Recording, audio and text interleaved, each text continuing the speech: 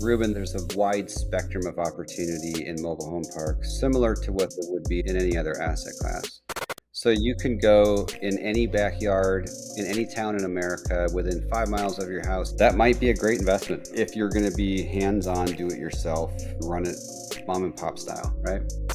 But when you want to build a business that can scale and you're designing it for scale, there becomes a minimum threshold of size that's required before it makes sense for you to allocate your time and energy to it.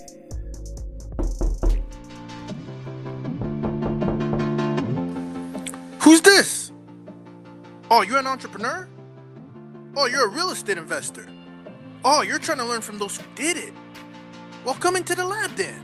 Put your white coat on, gloves on, notepad, and let's build, y'all.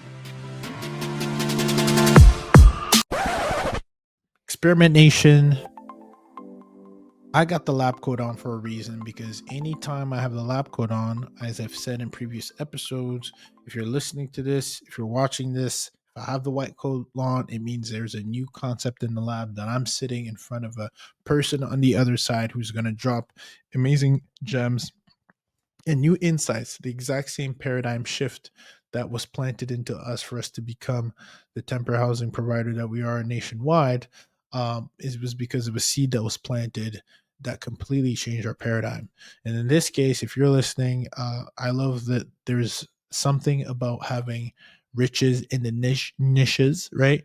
Riches in the niches. And this is just that this gentleman comes from a world where he had served in the US Army, started his entrepreneur journey as a general contractor, specializing in land and custom home development. He spent 14 years with an Arizona-based real estate firm where he became adept at sourcing off-market properties and fostering key relationships with capital partners. And during his time, he acquired and sold over 2,000 single-family homes and over 900 apartment units and mobile home park lots.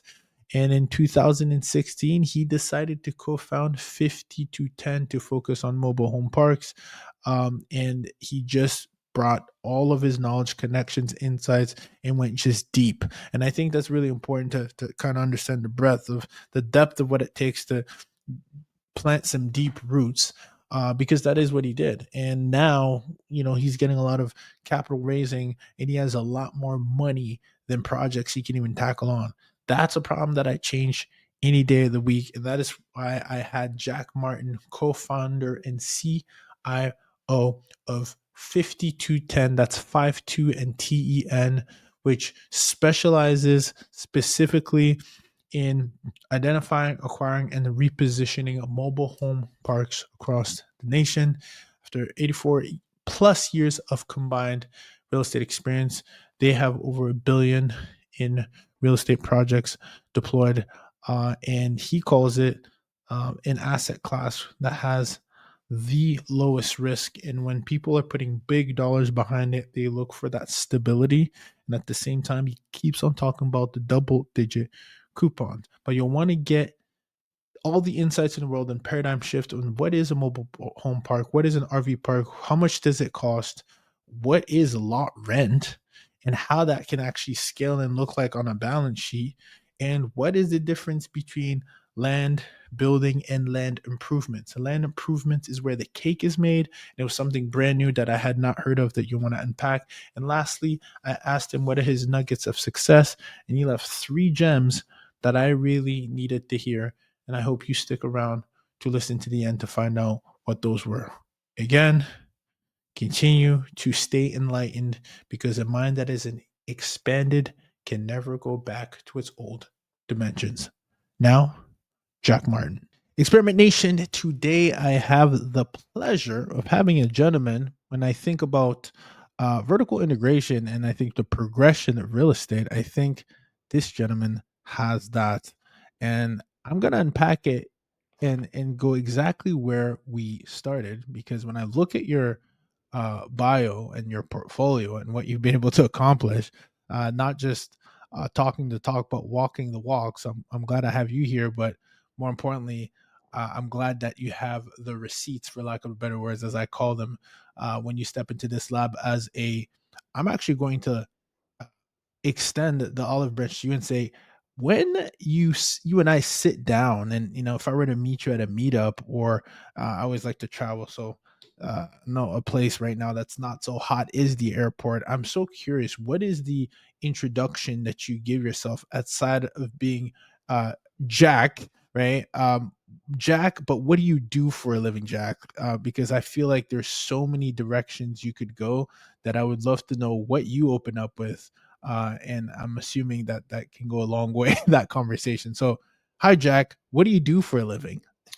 Yeah, so it's interesting. So first of all, appreciate the invitation to come join you today. Um, Absolutely. that simple response to that is I help clients invest in the most stable real estate in America, Mm. and that Let's unpack typically that. there's a lot of questions that can come out of that. Yeah. Um, Mobile home parks. If you well, first of all, for your audience, I invest in larger institutional quality mobile home parks across the United States. That's our business. There's really three corners to the business. There's the acquisitions of appropriate properties, and they're difficult to find and uncover. So we may only buy a handful a year. There's the capital formation side. So that's the private investment opportunity. Um, we typically have more demand from our capital than we do have spots for them to invest. So you have to get on a waiting list to invest with us. And then there's the operations, which is the lifeblood of the business. So if the operations side of the business is not robust, then you can't grow. Well, you shouldn't be growing. Mm. Um, but when you zoom out of that, and I think if you were to ask the simple question, and let's say from the lens of an LP is somebody who's going to write checks to allocate to the investment. What are the things that matter to them the most? And then why do they like investing in mobile home parks? Like, what are the things that stand out to them the most? So, what matters to LPs the most, if you sit down and have a candid conversation with them, is the answer to the question, could I lose my principal? Mm. People would typically think that the thing that matters the most is how much money can I make? That's the novice investor. Right. That's probably the $50,000 check writer. But the investor who's writing $1 million checks thinks differently. He said, "How much can I um, stand to lose here? Like, what's the potential for loss, and what's the severity of loss if that potential exists?" So they look at it through that lens. The reason why those type of investors choose mobile home parks is because it's the lowest on the risk spectrum. The likelihood of loss of principal is extremely low. I mean, you'd almost have to willfully seek to lose money. So, and this assumes that you have an operator who knows what a good property is and how to run it. Second thing that larger check writers love about mobile home parks and the questions that they ask is, what is the tax advantage? Mm-hmm. So, yeah, making money is going to be important. First, it's important not to lose money. Second, it's important to understand my tax advantage. Mobile home parks have a very unique spot that they sit in when it comes to tax advantages. And I was just talking to a gentleman the other day, and he was comparing them to RV parks and to car washes. So, for your audience here, there's a thing called bonus depreciation. True. It's an incredibly powerful tax advantage if the property can deliver maximum bonus depreciation. Properties that can deliver a lot of bonus depreciation are going to be properties that aren't made up of a building. So commercial real estate is typically a building. Mm. Apartments is a building, and offices are buildings, and industrial are buildings. All of those things are buildings. Where the lion's share of the value of the real estate is the building. Mobile home parks, the value is the infrastructure. It's everything that's not a building, and typically there isn't a building. Or if there is, it's just a clubhouse. People don't live in it. It's a place to go to the office and have a birthday party or something, or watch a football game with your friends. So most of the property's value is not in the building, it's in the infrastructure or what's called land improvements. Mm, Same would go for an RV park. And then this gentleman brought up car washes. So similar, it's not a place that you go to live, it's a place that performs a function. It's mostly equipment. Well, because of that, golf courses would be the same. mm. Most of the value of a golf course is going to be in the infrastructure, not in the clubhouse that you go to pay your greens fees, right? So because of that, you're able to take 100% depreciation on most of the value of the property because it falls under land improvements. So any portion of a property's value that has a useful life of 20 years or less, you can take bonus depreciation. In other words, you can take 100% expense on that portion of the property's value in the year that you acquire the real estate. Yeah. Because And of this, mhm, mobile home parks can deliver more dollars of losses than the dollars that were invested. interesting. That's what makes them exciting. So yeah, there's Okay. other asset classes that can do the same, but those other asset classes expose you to losses. Like you don't you have volatility. So to wrap up the question, the three things that investors love is A, the likelihood of loss is really low. The tax advantage is extremely high.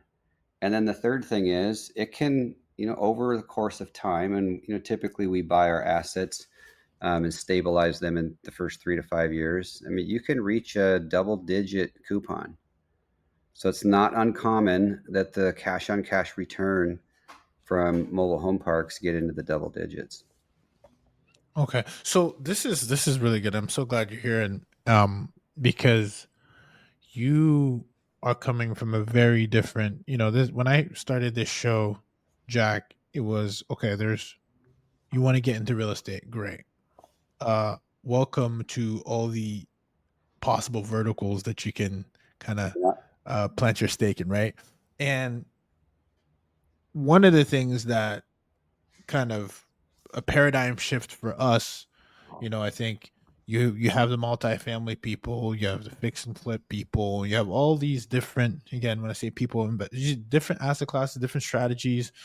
And one of the things that jumped out to what you said is a lot of people who are uh investing. You also mentioned institutional, so I want to also unpack that because I think there's something about, I was just at a wedding with a gentleman who's a private equity guy, and I was like, all right, like, what does your multifamily office look for? Uh, and he was telling me they're playing like a 10-year game, right? Like they're trying to make the wealth preservation, for lack of better words, right? And so I hear you saying is okay, great. This is like less risk, but then I'm also hearing double digit coupon. So who is this really for when you're talking about $50,000 checks? I think people hear, okay, that's like, 506B or 506C, etc. But you mentioned the keyword institutional. Is that where you started, or is that what it progressed to? And who's the avatar on the other side? Who is this really for? Because I really want to highlight kind of the asset class that you're in, and what kind of opportunity cost or game that we're trying to really focus on, and when it comes to your specific company, like who Yeah. is your avatar on the other side? Yeah. Well, first of all, if I could back up, that has changed over time. So when I Hmm. began, I came out of the apartment world. And so when I tripped over my first mobile home park, and I was still an apartment guy at the time, Hmm. and I recognized these things that we've just talked about. Like immediately, I recognized the stability. Like, oh, these are just coupons, a double-digit coupon without the risk. Unbelievable! I need to do this more, right? When I launched 5210 with the initiative to focus on mobile home parks, the answer that I got from most of the LPs that I approached was, well, how many of these have you done? Hmm. So I did start out with $50,000, $100,000 checks. That's where Yeah. it began, right? So today, our average check size is probably between 300,000 and a million, and it's a lot of repeat LP activity. So, our goal Is that institutional no, capital? that's not. That's not. Oh, So, that's just actually limited partners who are saying, "Hey, that's right. shut up and take my money. I want more." Yeah. Yeah. So institutional capital still approaches us. I mean, we're one of the Hmm. top 100 owners of mobile home parks in the United States. So, we're on the radar enough such that, um, once you've grown to the size that we are, you can't hide anymore. This is such a little niche. It's not like Yeah. the apartment world. I mean, there's only 100 major players, and we're one of them. Mm, So we still get approached by institutional capital, and they make promises to give us $100,000 checks. Excuse me, $100 million credit line. Um, but I don't know if we could responsibly deploy that. mm, So it's such an interesting niche, and there's scarcity involved here, meaning they're not building any more of these. Certainly not like other asset classes. So there's a limited pool of assets to select from, and they don't come to sale very often. So, we may look at 100 to 150 potential mobile home parks for sale on a given year, and we might only buy three or four. So, because of that, we don't have a need for institutional capital. So, mm, maybe some family offices, yeah. and then high net worth individuals. Like that's the right fit for what we're doing here. Um, we still have legacy LPs that have been with us for a decade that had started with 50 grand like that. We still have those investors with us as well. Nice. But it's just our strategy has grown into where there's not very many people who do what we do. I think we're very unique in the way that we do it. So we've developed quite um, a devoted following. We have some raving fans. Yeah. And it only takes one raving fan. I think what is it? Trying to think of Remit Sethi, I think, talks about having like 100 raving fans. Mhm. And that's how you easily can build an empire. Experiment Nation, you've heard me talk about how multiple investors across the nation are landing these lucrative midterm rental insurance contracts by making these small tweaks on the branding and marketing side, especially if you're an existing short-term rental operator. There is a quick and easy shift that you can make with the right guide in place.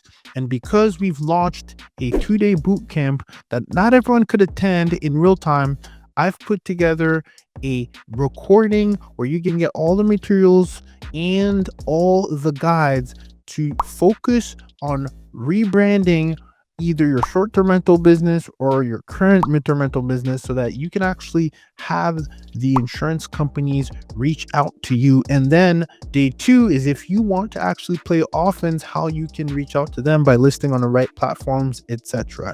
If you're looking to get this MTR bootcamp so that you can start optimizing and you can start receiving these lucrative contracts that again provide less headaches, less turnovers, unlike the Airbnb space, you can start receiving inquiries today by having the right guide in place. So please go to experimentrealestate.com/MTR bootcamp or click the link in the bio to make sure you get your hands on the midterm rental insurance bootcamp to fast track your way into landing these lucrative insurance contracts the exact same ways multiple investors have taken advantage of this unknown and untapped niche within the midterm rental umbrella.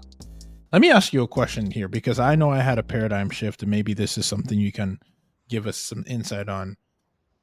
When we got into the short-term rentals before we got into the temporary housing niche and went nationwide and all of that, there was levels of like poof moments that if I can kind of share that with the audience, including myself, because I don't know what's on the other side yet. I'm so glad to have you as the expert here. Maybe I haven't done the math and the math ain't mathing. So I want the math to math. And one of the things that when I got into short-term rentals, and we began that journey before we built our temporary housing infrastructure, it was I simply was like, well, 100% occupancy is better than 60, 40% occupancy. And I just hadn't done the math. right? And then it clicked. I'm like, oh, okay, well, people are willing to pay a premium, and same with working with insurance companies and all that. And then we went the corporate route.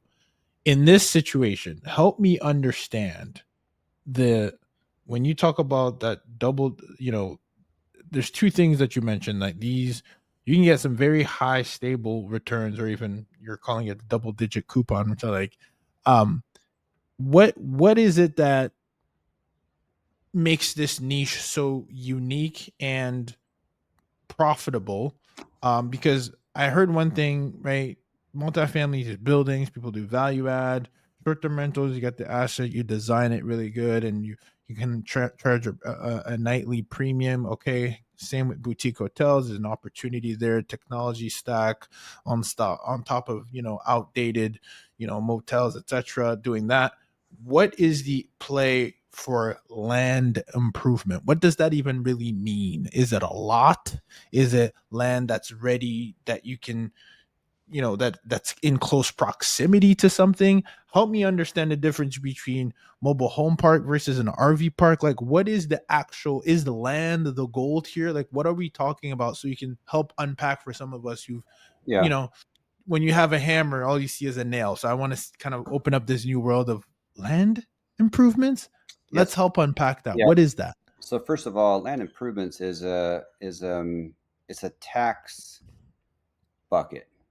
So Mm-hmm. if you purchase any commercial real estate, you have three buckets generally. You have the land, and you Mm-hmm. cannot depreciate land. And then you have the buildings, that's the house or the apartment or the office building. Mm-hmm. And then you have land improvements. Land improvements are going to be things like sidewalks, streets, curbs, gutters. In the mobile home park business, it's the underground electrical, plumbing, sewage lines, the concrete pads, the pedestals, the gas lines, the fencing. It's all of the things that are used to improve land Mm-hmm. from raw land, so that you can run a business on it, except for the buildings. So it doesn't include the buildings, right? So that's Yeah. just a tax.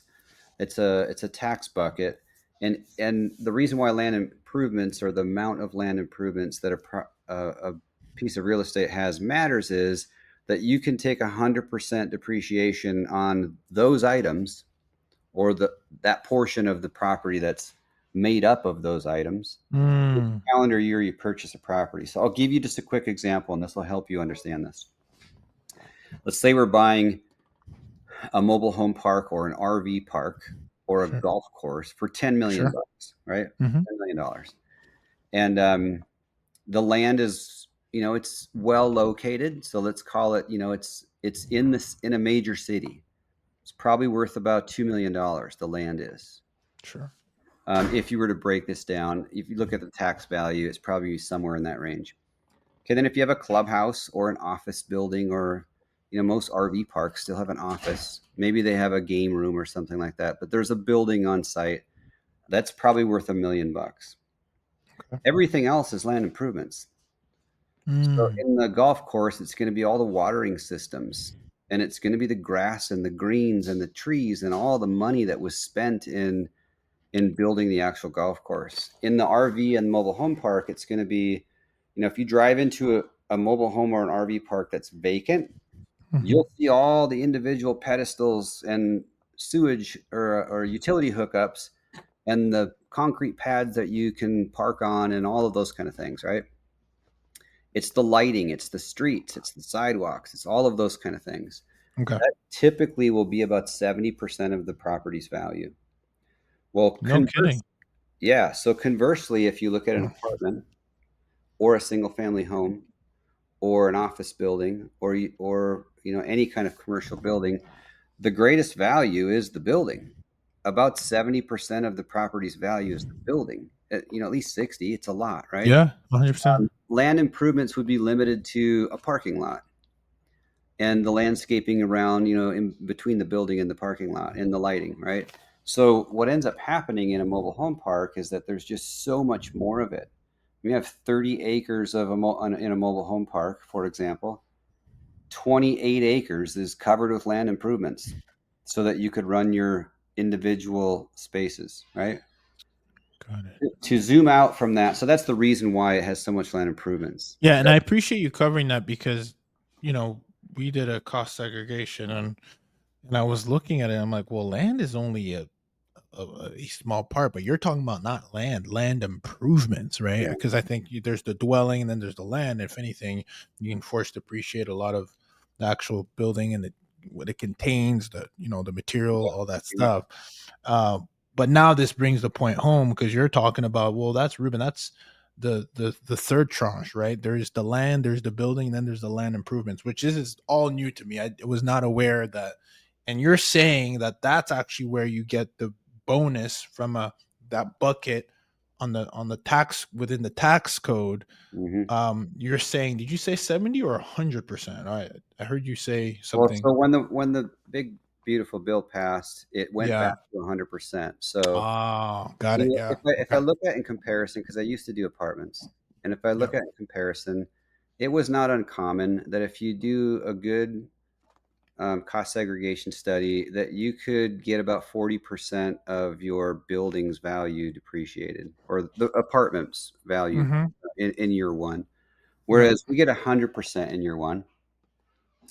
And then if you use the right debt, you could get as much as 200%. So invest a dollar and get $2 in passive losses. It could be as much as that. I mean, Mm-hmm. that's a little uncommon. It would have to be a mobile home park kind of in a more rural location where the land is only worth maybe 10% of the value of the asset. With no clubhouse and no office building and just affordable housing. In that case right there, you could potentially see as high as 2x coverage for every dollar that's invested. But in most cases, you're going to get a minimum dollar for dollar. Yeah. So if you invest a dollar in that calendar year, you're going to get a dollar of passive loss. So for large investors who are seeking tax advantage, let's say they sold something, they have $1 million in capital gains, they owe Uncle Sam 400 grand. Instead, they invest $1 million in a mobile home park. They get $1 million in passive losses, and now they no longer owe Uncle Sam the 400 grand. Yeah. That's So it's crazy. it's that's the strategy that's so powerful in mobile home parks. Wow. That makes sense now. And so just to paint the picture, because I think it was helpful to see the golf course, etc. I think people can kind of picture that and see. But when you're tactically and strategically saying, "Hey, I'm looking on 150, and out of 150, I'll pull the trigger on three." What makes you pull those trigger on those three? If that is the 3 to 150 ratio, what Yeah. makes that land better than the others? What's that secret sauce that you're looking at that makes that very unique from the others? Because I'm sure if I look at something, I'm like, I honestly don't know what you're looking for. So I'm curious, what is it Yeah, that you're so for looking for? me, I'm really picky. So Ruben, there's a wide spectrum of opportunity in mobile home parks, similar to what Hmm. there would be in any other asset class. Yeah. So you can go in any backyard, in any town in America, within 5 miles of your house, you probably have a small 15 lot mobile home park. That might be a great investment if you're going to be hands on, do it yourself, run it, mom and pop style, right?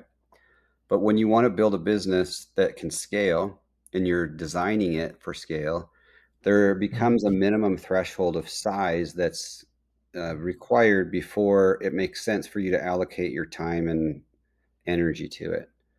So, really good people are expensive.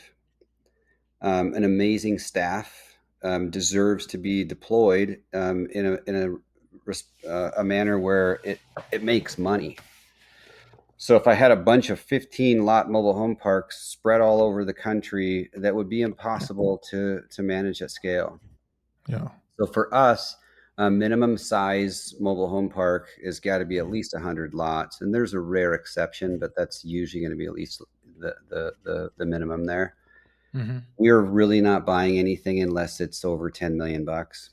So and that means, like, it might be 200 lots in a market where lot rent is 400 bucks, but it might be 100 lots in a market where lot rent is 800 bucks. So it really depends on the quality of the market to determine the number of size, but the price would be the same.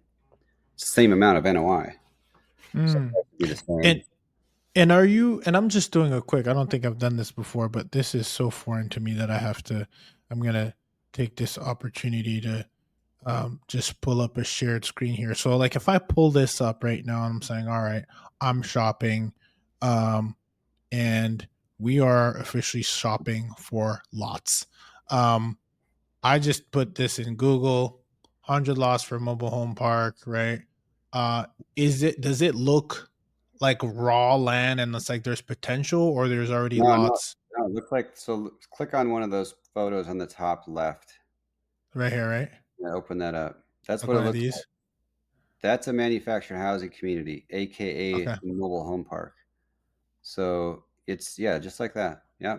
So you see, that's let's talk about this particular property as an Mm-hmm. example. First glance tells me yes, I would be interested in this park, and there's a Why? reason for it. First Yeah, of and I all, love this because you have the eye. So what do you see as an opportunity that? Yeah, go ahead, well, unpack I it. don't know if the numbers are going to work, but the Sure. Yeah. minimum quality of real estate to me is it has to qualify. It's got to be kind of quasi institutional quality, Mm, meaning I'm going to be able to put agency debt on this.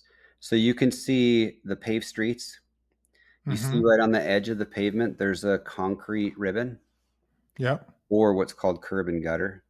Some Mm-hmm. parks will actually have sidewalks too. You see the smaller building in between each one of those mobile Yeah. homes. That's probably a storage shed, and Oh, okay. there's uniformity, so every single home has one. So this owner, or the quality of this real estate, this owner, you see every lot has a tree. Yeah. Mm, This owner is very thoughtful in the way that he designed this so that there was uniformity. It's very yeah. clean. Um, the kind of simple thing to look at is the cosmetic um, appearance is going to matter. That right there is probably a 3.5 star park. If it was gated, it's probably a 4 star park. Mm, Star rating in mobile home parks goes from 1 to 5. One is a place where you probably don't want to go at night yeah. unless you're looking to obtain something illegal. And then a Mhm. 5 star park is a brand new gated subdivision. They're gorgeous. They look like a single family neighborhood. The only difference is the homes are manufactured and brought in. Yeah, let me stop you right there, Jack. When you say it looks like a single family neighborhood, someone might look at this and say, "Well, Jack, why mobile home park? Is it A because it's, more scalable, more affordable material, B like why this over single family to someone who just has that Yeah. paradigm?" Yep. So and why this over an apartment? So Right. let me expand on that. So if you look at this photo here, the mobile home park includes everything except for the homes. So take all of those homes and sheds off of Mhm. there, Yeah. and what you're left with is giant parking spaces. So the simplest way to describe a mobile home park is it's like a giant parking lot Mhm. where instead of parking cars in each one of the spaces, you park a home.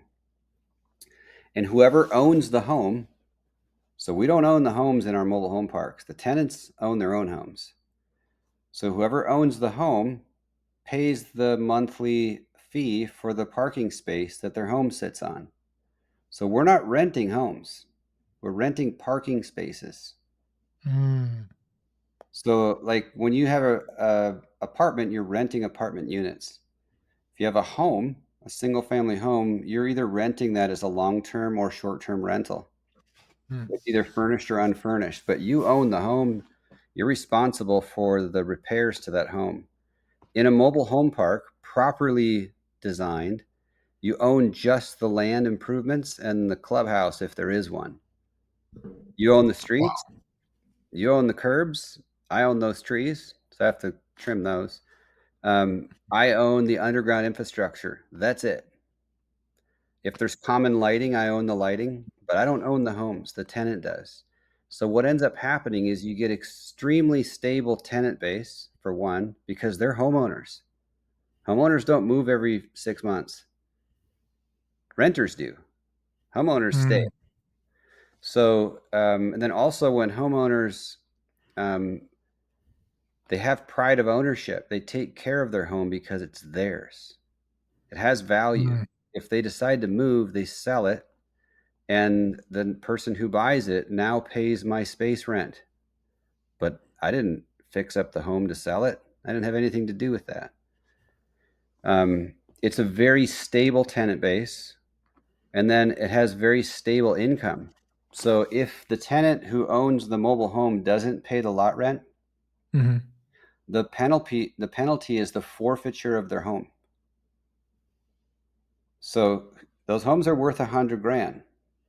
Who's gonna neglect a $500 lot payment to put their $100,000 home at risk? Oh, is there like do you guys have like lien rights or something like that? Or I don't know how this works. This is brand new. So No, there's no lien. Yeah. so So what how it what's is the structure that makes it that, ooh, I gotta pay my lot rent, that will that's just allow that will, that's yeah, that's the law. So the law. yeah, and this is nationwide. It's not just in one Hmm. municipality. So if the law says that if you don't pay the lot rent for Hmm. the space that your home sits on, you know, when the proper course of action has been taken, because you still have to go through as the landlord, I would still have to go through um, the same processes that you would when you're evicting somebody out of a home. That's a little bit different because there's home ownership, but you'd still go through the eviction process. When the tenant gets evicted, they have to leave their home there. Yeah. And it just doesn't happen. So, I mean, I've been in this business for a decade. I own almost 2,000 lots. It's never occurred, not once. No way. Yeah, the That's property, it's because wow. the home is worth more than than you would save by not paying the rent. So if Right. you go back to COVID, Mhm. a perfect example. In most rental real estate, if the tenant discovered, hey, I don't have to pay the rent, can't evict me, it's against the law Mhm. right now, they could maybe have gotten 6, 8, 12 months of free rent. At the end, they're going to get evicted, of course, but then they just move. It's not a big deal to them. Yeah. If you were in a mobile home park, that same law applied. The truth was you could not be evicted for non-payment of rent. But at the end of that period of time, if you didn't catch up in full, you had to walk away and leave your home there. Mm. That's the penalty. So Yeah. we collected all of our lot rent. Everybody knows that. So it's a different Well, business, Ruben. yeah. It's not. It doesn't have the same pace of leasing and fixing up. If you don't have that turnover that you have in all these other Yeah. asset classes, very Yeah. stable. Someone buys a home in my community and they make a permanent housing decision there. Yeah. They're not making a temporary decision. That's permanent. They plan to live there indefinitely, and they pay the lot rent every month on time. And there's hardship. People still deal with hardship, and we work something out with those people. But the truth is that lot rent is very predictable in mobile home parks. Yeah. We own a Yeah. parking space. I mean, just think about if you owned a parking lot and your deal was park your vehicle here and pay me X amount of dollars per month for the vehicle. Yeah. Same thing would apply. If they Yeah. didn't pay their rent, they didn't come current, that they can't take their vehicle. The same thing Yeah. would apply. Yeah. Think of it as valet parking, for lack of a better words. Um, let me ask you, and for those who are, listening to this, what I had displayed was a mobile home lot, which looked like a grid. And I'm gonna ask a silly question here, but when you think of the RV parks, it's the RV can move, etc. Right? There's lots, right? So the concept is similar, I would assume, and please correct me if I'm wrong. Um, when I think of mobile home lot, you're saying these are folks who actually have less turnover because they're there, it's their home, and they value it. I gotta ask a silly question here. How often is it when you're buying a mobile home park that it comes with the mobile homes there, or is there a time where you would source the land that's already been developed and then say, "Hey, I'm gonna plot my home there," because the word mobile comes from a Yeah. reason. So I want to understand at what point are these communities already pre-established, or is it actually very common for these homes to be moved, and how do you actually move these homes if that's even feasible? Yeah. So mobile homes, let's go back a little bit of history here. So Mhm. initially, these were called trailer parks. So back in the 60s, when affordable housing was in high demand because interest rates were, 60s and 70s, they got into the high double digits. Yeah, And we we were in forget the, that sometimes. We got spoiled. 15, 18% interest, right? So affordable housing was in high demand. It started out as trailer parks, and it was literally travel trailers. Today we look at those as RV parks, and Mm, then a lot of those started to get be converted into permanent housing, living in a trailer. So RVs got moved in, and they never moved. Right. mm, Then began the manufactured housing. Back then they were called mobile homes. They were super lightweight, typically built out of aluminum and 2x2s or 2x3s, or really in like lightweight, thin paneling. Everything was lightweight. They were viewed today, they would be viewed as um, poor quality because they were built to be super lightweight. They were towed in on wheels, and then they're set up and they're put in place, and they probably never moved again.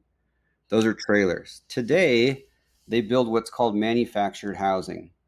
It's the mm, same quality as a site-built home, 2x6 construction in most cases, R19 insulation, the same granite countertops that you put in your single-family home, the same size, everything. So instead of being lightweight and small, they're all regular size fixtures and doorways, and everything's the same as it would be in a site-built home. The only difference is it's built on a frame and it's moved with a semi truck to the home, or to excuse me, to the park.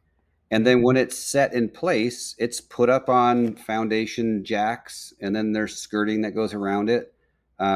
And the floor is about 2 feet higher than the ground, and there's steps that go up into the home. But otherwise, it's of the same quality of a stick built home or a single family home that's built anywhere in the United States today.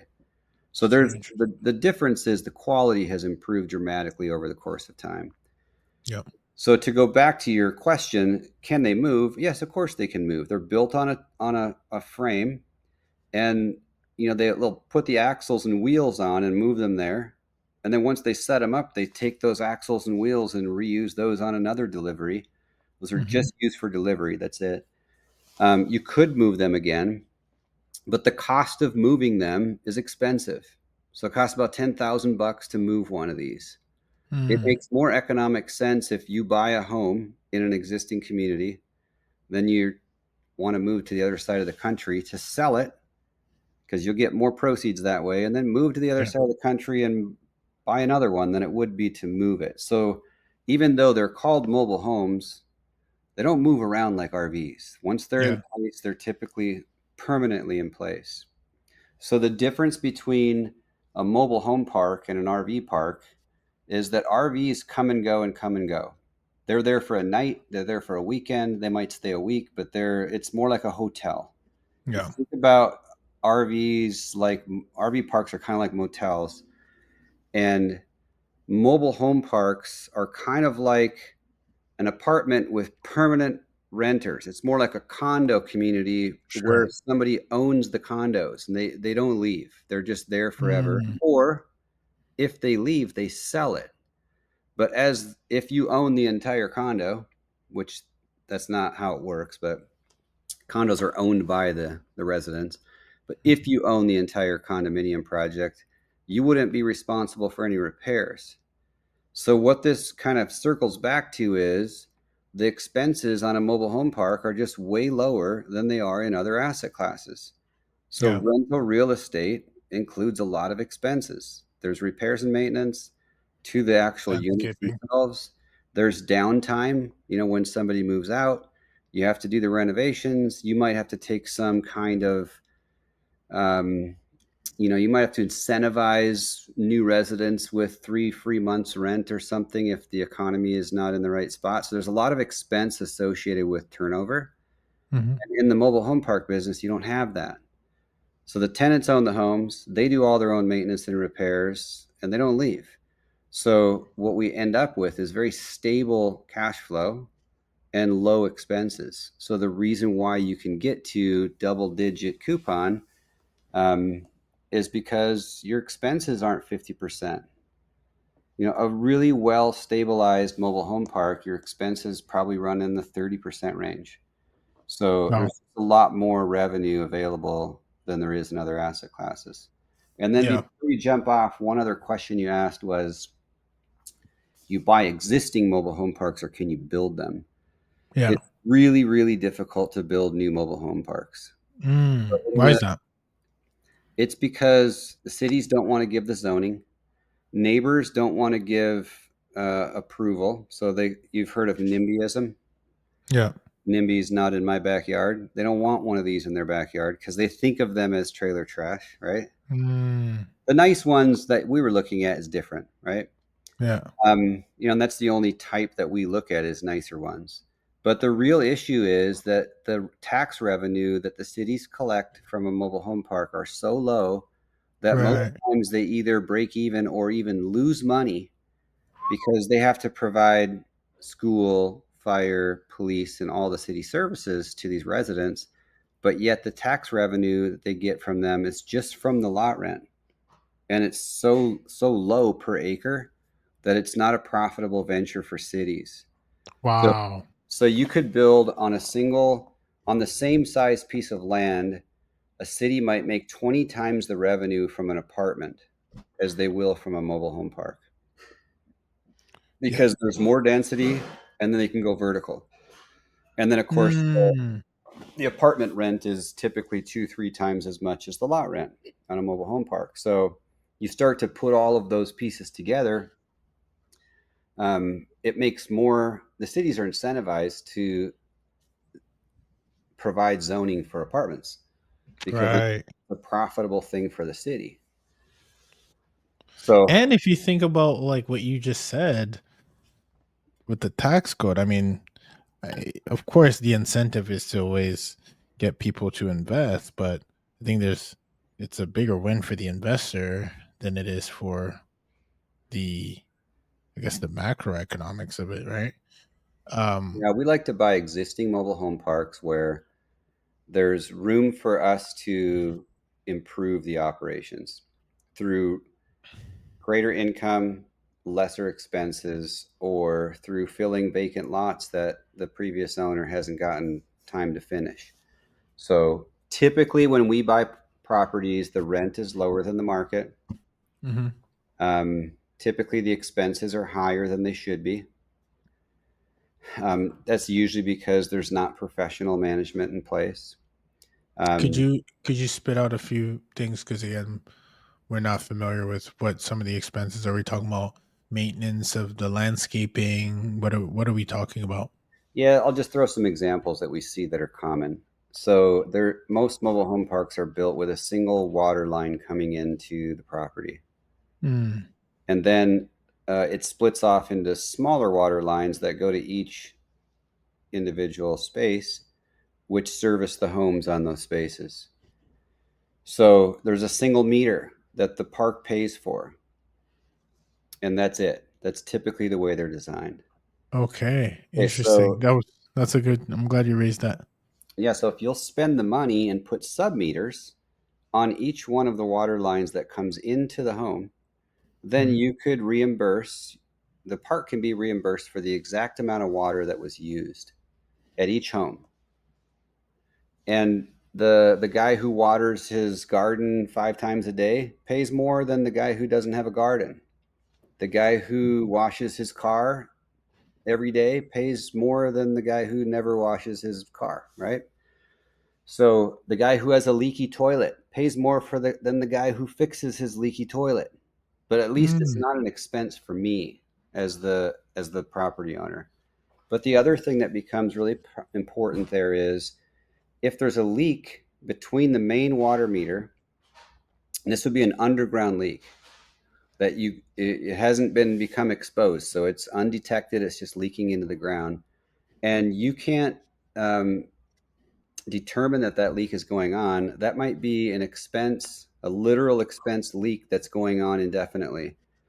But Wow. with the software that's available today, it would just simply the software would do this automatically.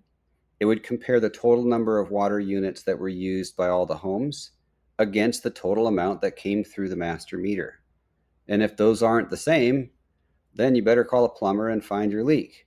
So it Mm, becomes a leak detection program that's working 24/7. yeah. So that's just a simple example, and there's a dozen of them. Trash is another one. A lot of times, the trash program that was designed is just the you know a family has owned this park for 40 years, and Grandpa built it back in the 70s, right? Or that'd Mm, be 50 years, right? Grandpa built yeah. it. And Grandpa decided that they're going to have individual cans for every single home. And they've Mm, never questioned it. It's just, or mhm. they've never even shopped it. That's just what it is, right? So all you have to do is go out and shop other trash solutions that are in the marketplace, and you might be able to cut your trash bill in half. So, Interesting. yeah, there's these are pretty simple kind of fundamentals on the expense. Mm, But being in the business, like you could look at a P&L and right away see, oh, we're going to be able to save money there, and we'll yep. save money there. So yeah, The this is total value add opportunities. yeah.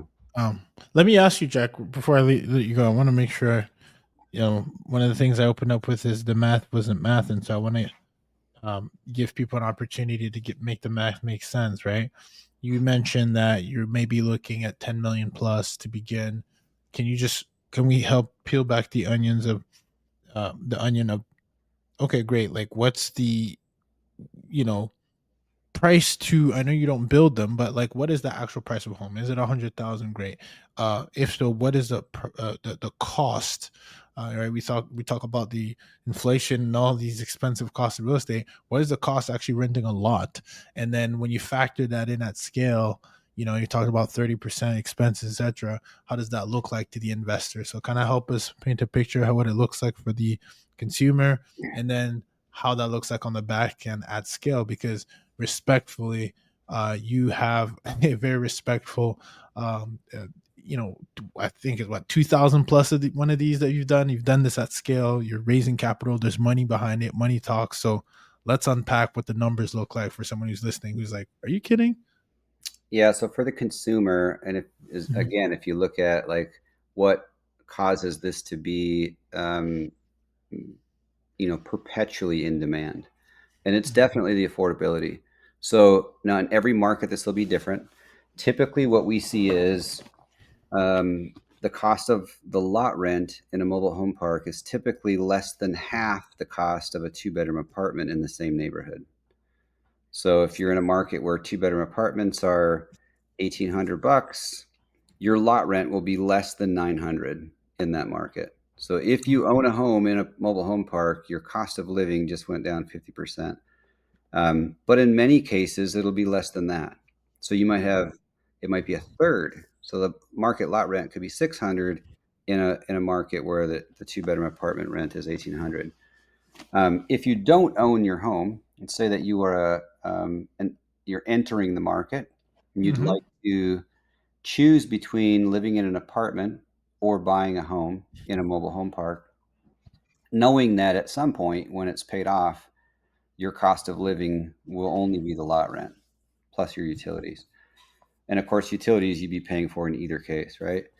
A brand new single wide mobile home that's pretty well appointed, and I'm talking about of medium or higher quality. So this is the 2x6 construction with R19 insulation and nice appliances and granite countertops. You're probably talking about $100,000 for a 3 bedroom, 2 bath, 12, 1,300 square foot home. Mm. That's in place. It's set up. It's brand new. It has air conditioning and stairs and a porch and parking space and landscaping. You don't have to do a thing. You just turnkey, walk in, it's a brand new home.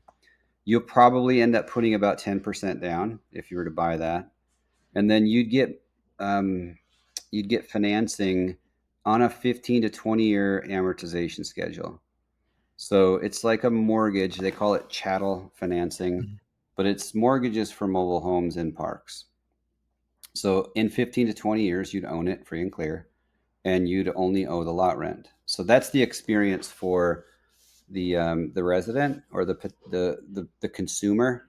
It Yeah. ends up being as good of a deal as an apartment or better in most cases, even when you're making your mortgage payment. Um, but the truth is, you have ownership, and then you Yeah. don't have somebody above you or below you.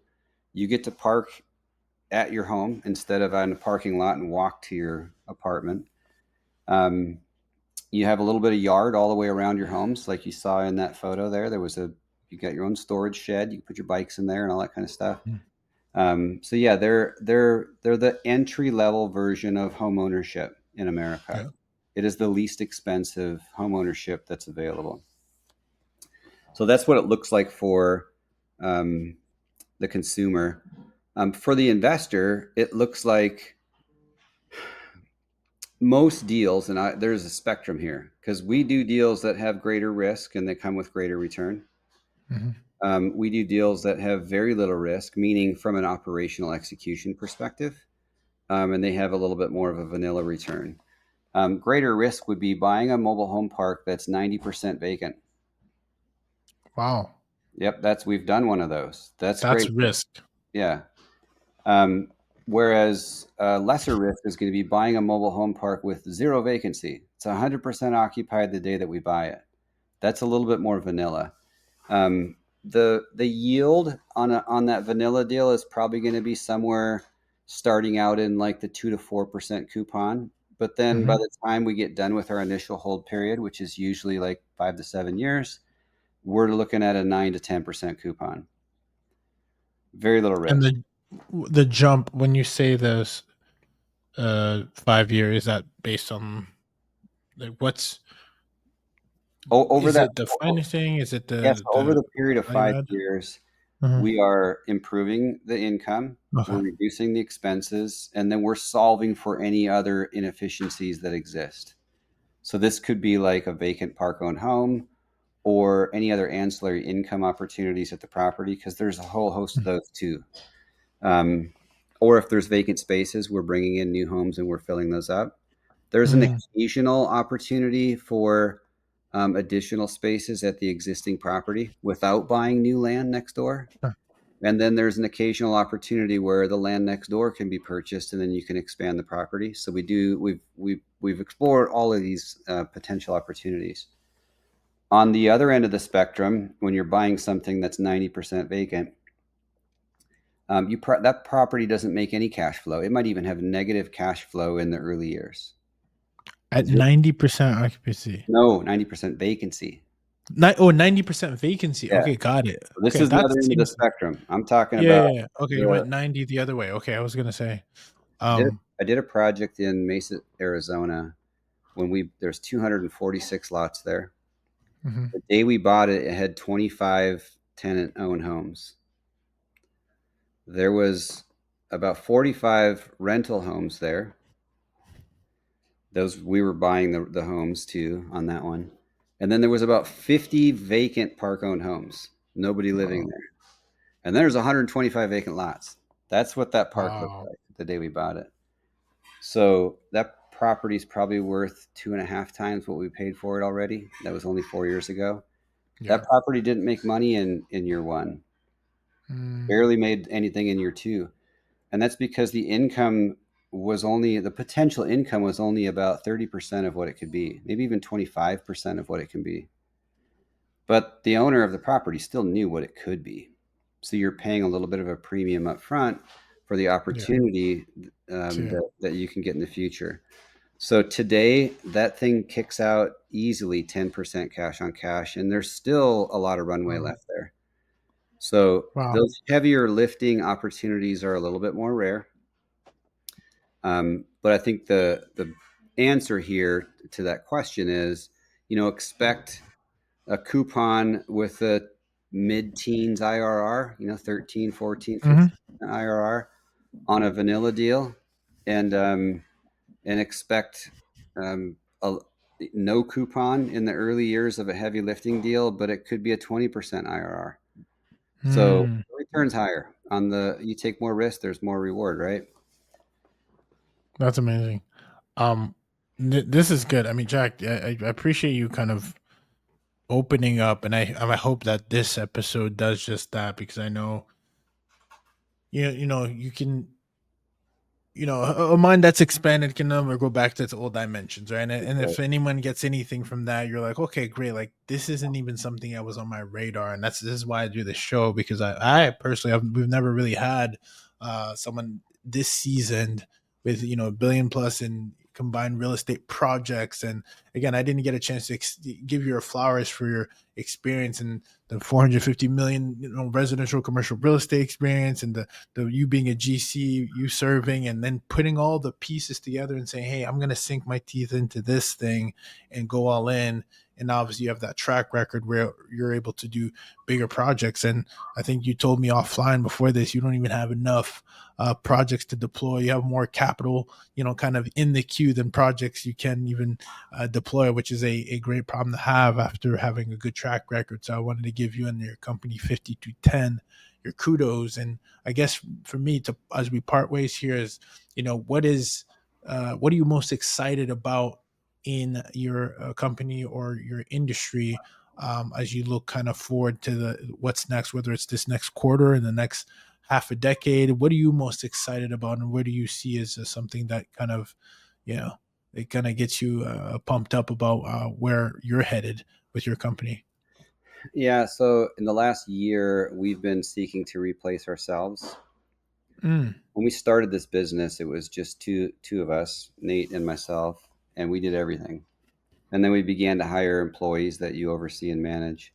And at some point, you get to a spot where you get to hire your protege or your yeah. sidekick, right? So that just happened for me 60 days ago. I hired the person who's going to step into my shoes.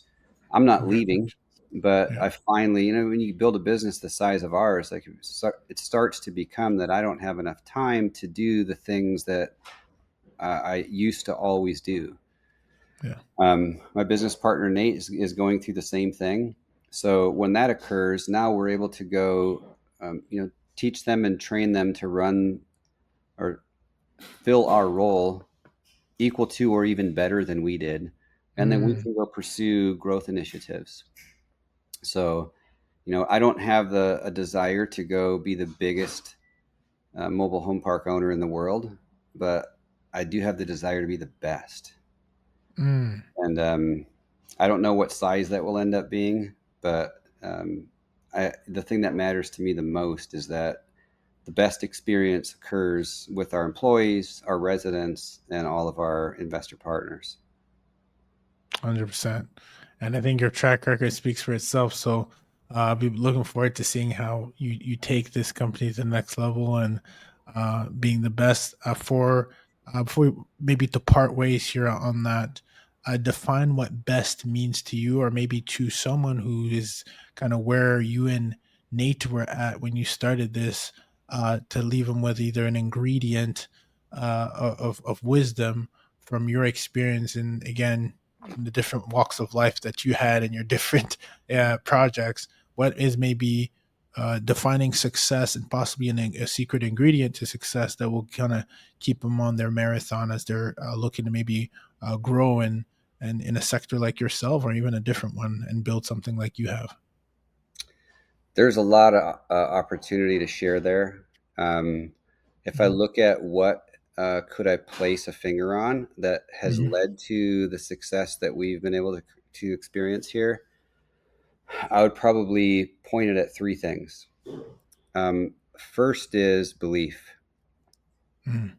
Nothing substantial gets achieved on accident.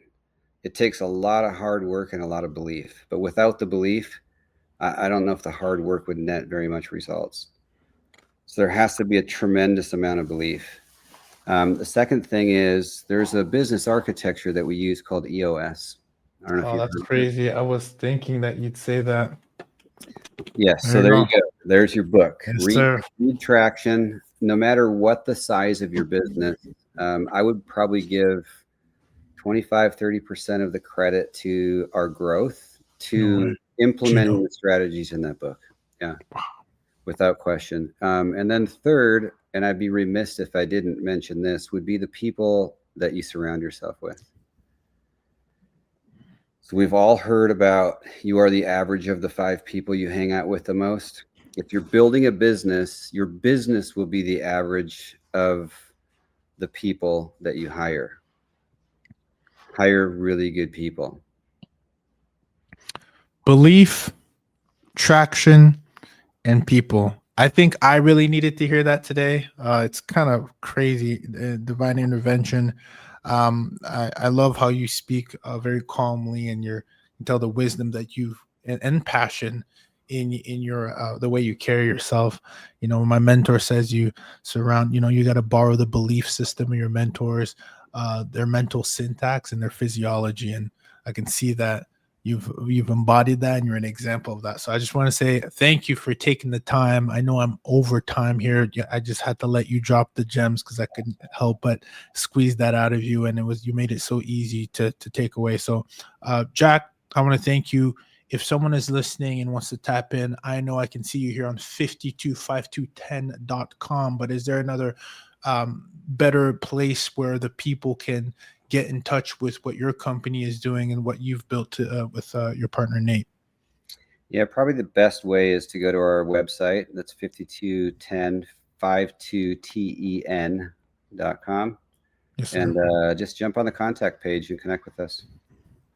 Awesome. I'll make sure I'll keep tabs. I cannot wait to see what happens a couple years from now when we have you back on the show to just check in on the progress and the promise that you made and commitment that you have to your company. So, Jack, thanks again for coming. Experiment Nation, just like that, we are out.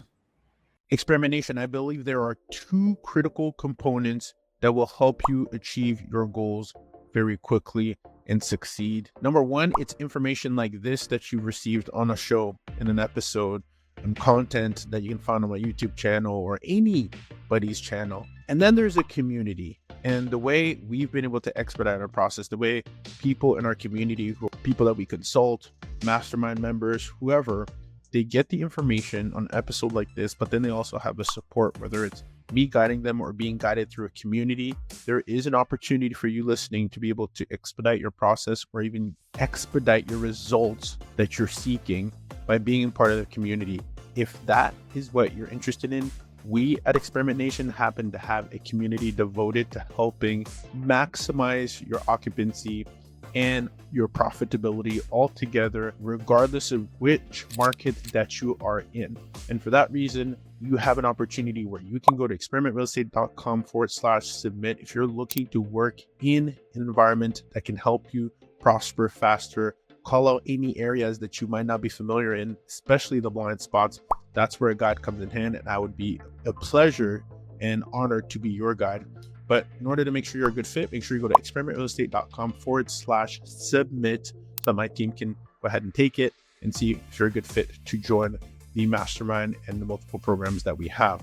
In addition to that, I'm also now a YouTube partner, which means that I want to give you more access to information, more access to Q&As, more access to the questions that actually come out of our mastermind to help people expedite the process. We've seen people get anywhere from $4,000 to $5,000 to $6,000 to even $7,000 a month net on just one door by applying the strategies that we use by working with corporations and furnished accommodation in a very strategic way. So if you're interested, make sure you also subscribe, because I'm going to have different tiers that's on YouTube now that we've become YouTube partner, to continue to be the bridge to your success in your lab. And your lab means your life, your goals, or wherever you're trying to head. So make sure you also hit the subscribe button on my YouTube channel. That's youtube.com/real estate experiment. We'll be there. You can also look us up at Midterm Rental Insurance Experiment. We will be there. Make sure you hit the subscribe, because that's when you'll know the tiers that are available to you that make sense for you, your marketplace, for your results. Remember, you're only one experiment away. Let's build.